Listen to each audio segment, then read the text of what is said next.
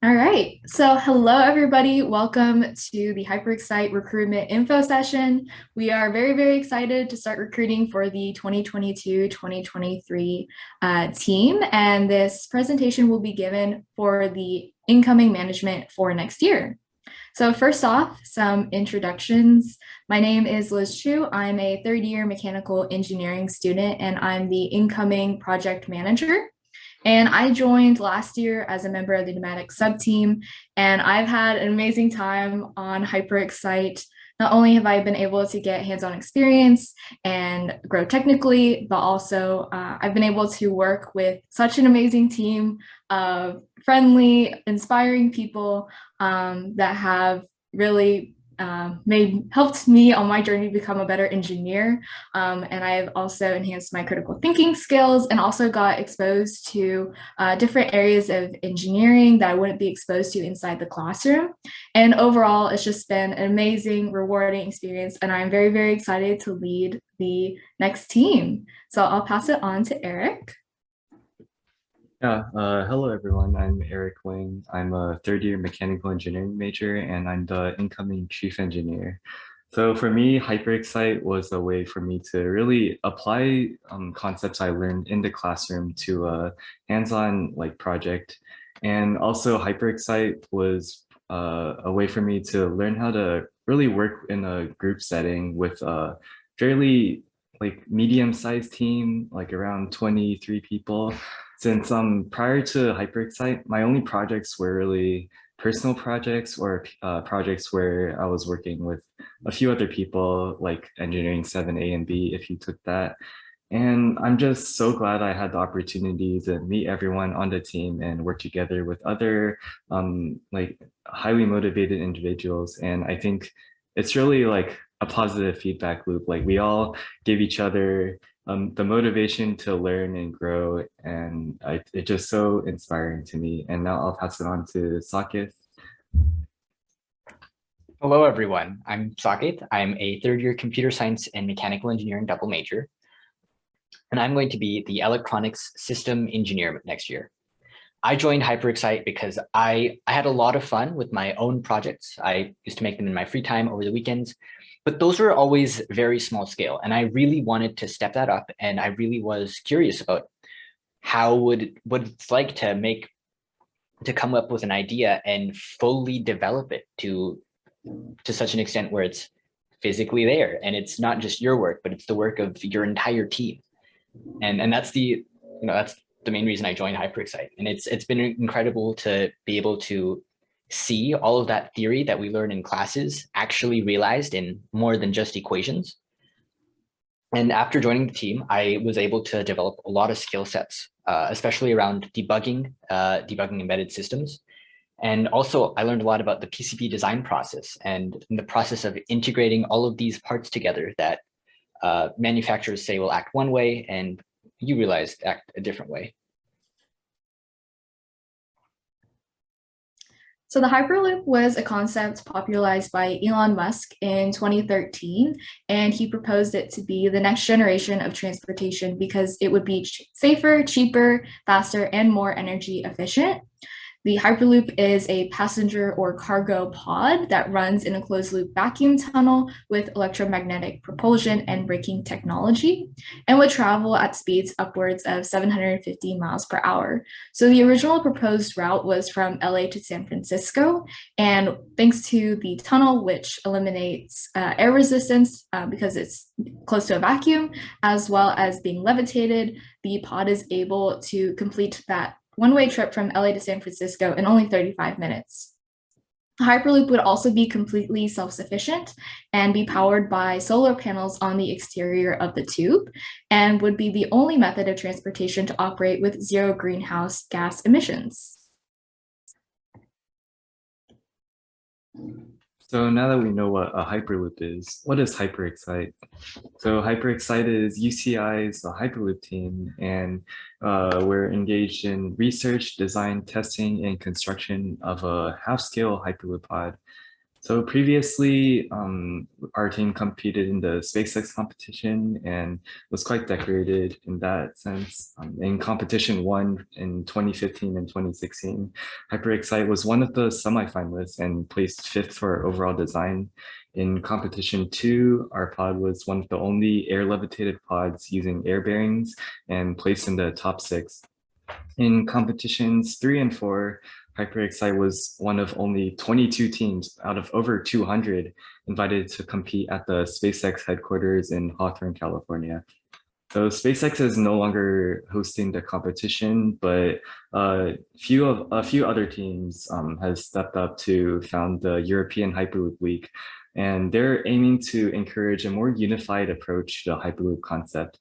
So whereas the SpaceX competition was more focused on the performance of individual pods, EHW is aiming to really push the Hyperloop concept into reality and dealing with the technical, economic, and political implications of doing so.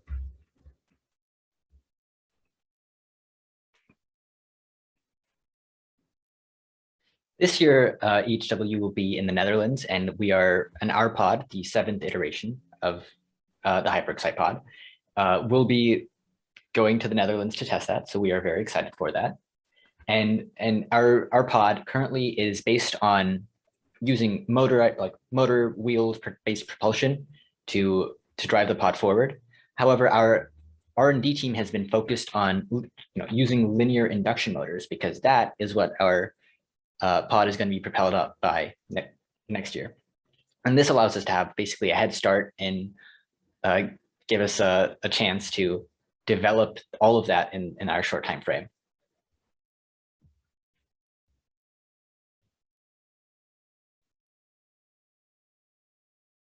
And why should you join HyperXite? Well, when I joined HyperXite, it was mostly to gain hands-on experience and refine and hone my technical skills. And also there was the part of I wanted to take all these cool ideas that I was learning in class, but never really seeing in more than just a textbook, and actually see them in real life and actually in person. And more importantly, what I've realized is that it's so much fun, and it's so amazing to be able to work in an environment where everyone else is also super excited about getting this pod to work and function as best as we can make it. And it's really refreshing to be able to learn in an environment where everyone else is learning alongside with you. And also everyone else is very open and willing to teach you if you're actually curious about something. And of course, I think it's really important that we're able to develop the next generation of transportation technology. I mean, Europe is moving towards banning or limiting the use of short haul flights. So something like Hyperloop looks like a perfect candidate for replacing that market demand in Europe. And of course, this would be the first LIM, linear induction motor, on UCI's campus. So as far as we can tell, we would be making UCI history. So now we'll be telling you a little bit about what positions are open for the upcoming year and what each subsystem will do. Just a brief overview. Next slide, please.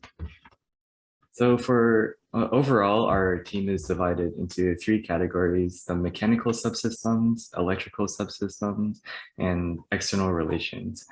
The mechanical subsystems will generally be under my guidance as the chief engineer, while the electrical subsystems will be under Sakit's guidance as the electronic system engineer. External relations will be working with all three members of management to hopefully promote our team on social media, as well as reaching out to both existing and new sponsors to receive some funding. So first, I'll be talking about the static structures subteam. So the purpose of static structures is to design a modular chassis that will house all of the components in a pod. And in addition to that, statics will collaborate with members of other subteams to both electrical and both mechanical and electrical to integrate their assemblies into the pod in a space efficient manner. As you can see in the picture on the slide, all components are very tightly packed together, and static structures is a major reason that we are able to accomplish that. In addition to the chassis, statics will design a fairing that will reduce drag during the pod run and also ensure that the components are not being exposed. Statics will also design test rigs for other subsystems for data analysis and validation, as well as performing finite element analysis on both the chassis and the fairing to ensure that everything will have a satisfactory safety factor under load. Next slide, please.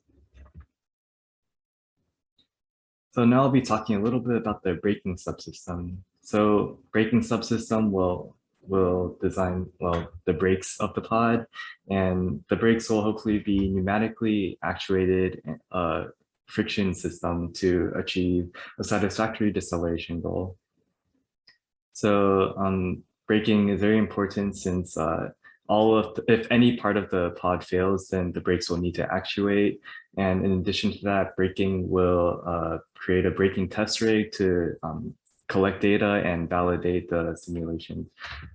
So some expectations of braking are to design a system capable of generating 2 Gs of braking deceleration, as well as selecting a brake pad material and conducting both load and thermal analysis on the entire braking assembly.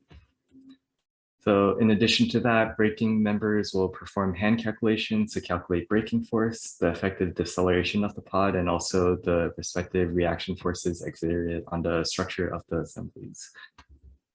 Now I'll pass it off to Liz to talk a little bit about pneumatics, who will work closely with the braking subsystem. Thanks, Eric. The pneumatic subsystem delivers the pressurized air required to actuate the braking system. And it's a very highly pressurized system, so safety is a big emphasis in pneumatics. So safety measures must be implemented to protect components if overpressurization occurs, as well as protection against rapid depressurization events.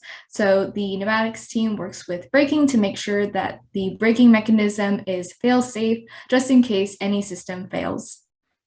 Pneumatics team members are expected to use their creativity and problem solve with research and iterative designing, as well as really assessing the safety of the design, as well as conducting extensive testing. And pneumatics team members collaborate a lot with braking, given how much those subsystems overlap, as well as controls for data collection and analysis. And I'll pass it back to Eric. Yes. Propulsion is actually a new subsystem this year, since it was originally a part of the dynamic systems subteam. But since we are switching from wheel-based propulsion to linear induction motor-based propulsion this year, we decided to split stabilization and propulsion so that we can put a little more focus into bringing the LIM to life.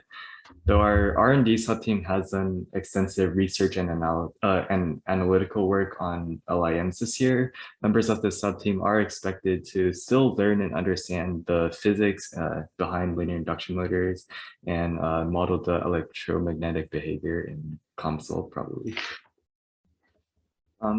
So members of propulsion will be expected to not only figure out how to implement the linear induction motor onto a Hyperloop pod, but also develop extensive testing mechanisms and procedures for the linear induction motor. Since it is so new, we do want to make sure that everything has a little chance of failure. So propulsion will also be working closely with both controls and braking to kind of model the entire pod trajectory and ensure that the pod can accelerate and brake in a timely fashion. Next slide, please.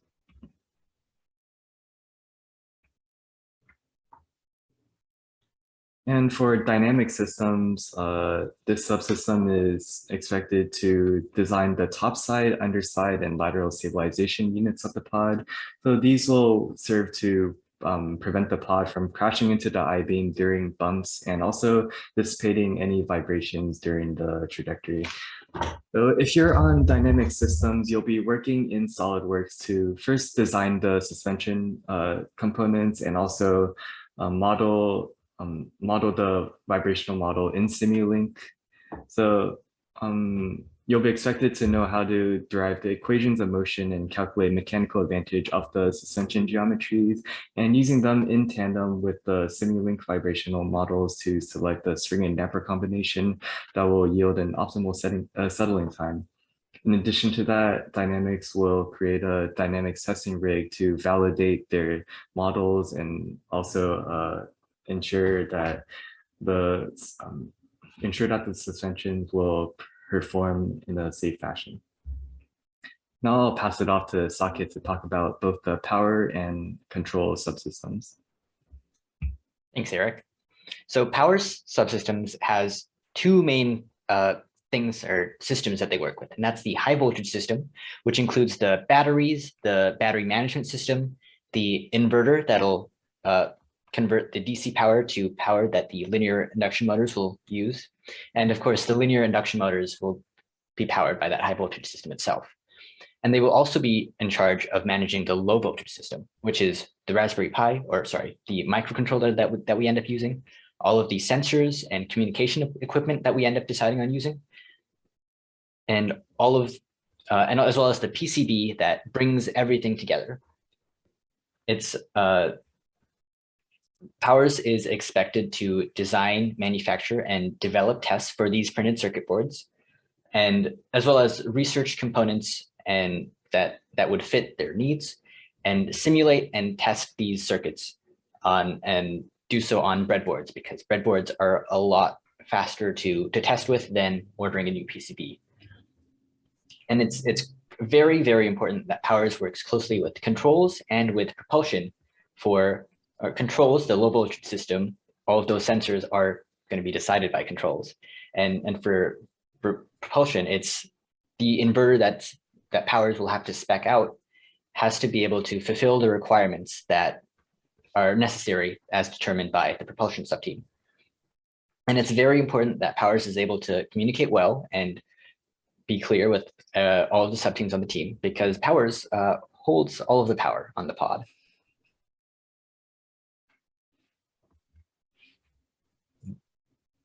And control systems has the job of making sure that the pod is very safe.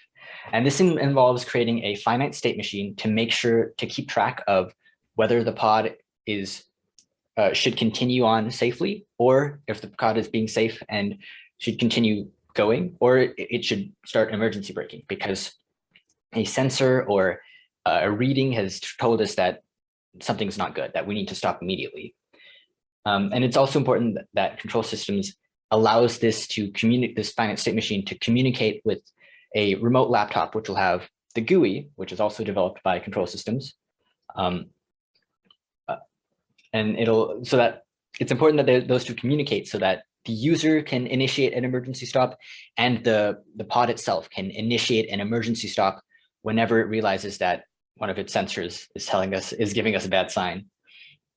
And controls has to program and interface with all of the sensors that controls chooses.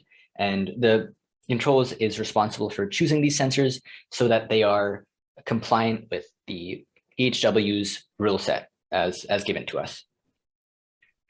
And it's very important that controls is able to communicate with braking and power systems to develop braking to make sure that the pod stops when we want it to stop, and power systems to make sure that the low voltage system is fleshed out properly and we are not missing a sensor when we need one.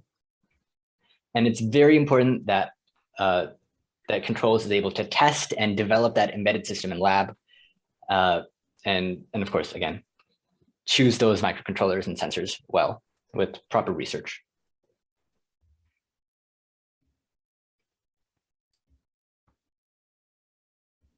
All right, and last but not least, outreach. So outreach oversees two aspects of the team, marketing and external relations.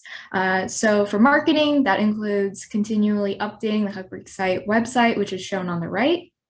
as well as promoting our team through social media, Instagram, LinkedIn. We're hoping to revive our YouTube channel this upcoming year.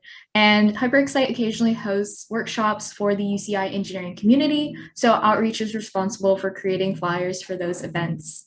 And then for external relations, outreach is responsible for connecting with new companies as well as maintaining communications with previous sponsors, whether they want to support us through a general sponsorship package or fund specific parts on the pod, like the fairing, which we're hopefully going to get sponsored this year, and then organizing fundraisers for the team.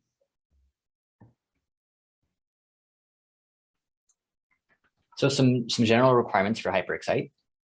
Your GPA, if you want to join HyperXite, must be 3.0 or higher. This isn't chosen by us. This is chosen by our advisor, Professor Rangel.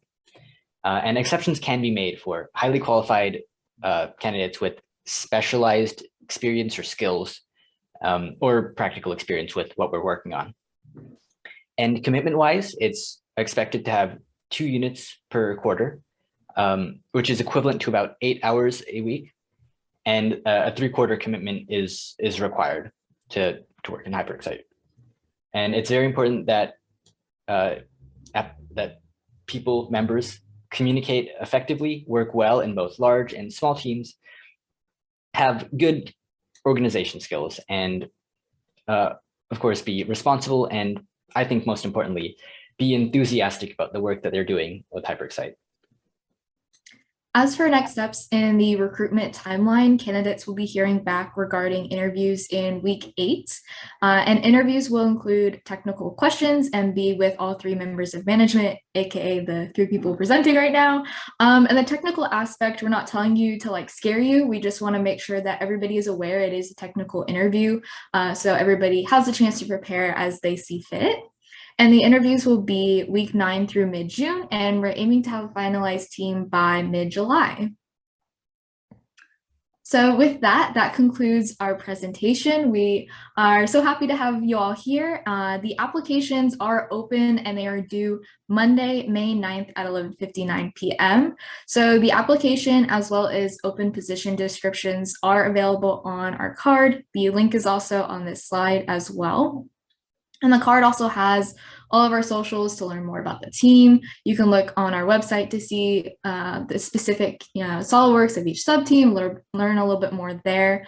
And also we have been getting a few questions about the application. So on the application, you can only apply for 2 teams, but if there is a 3rd team that you would be happy to work on, you can go ahead and put that in the additional comments section at the end of the application.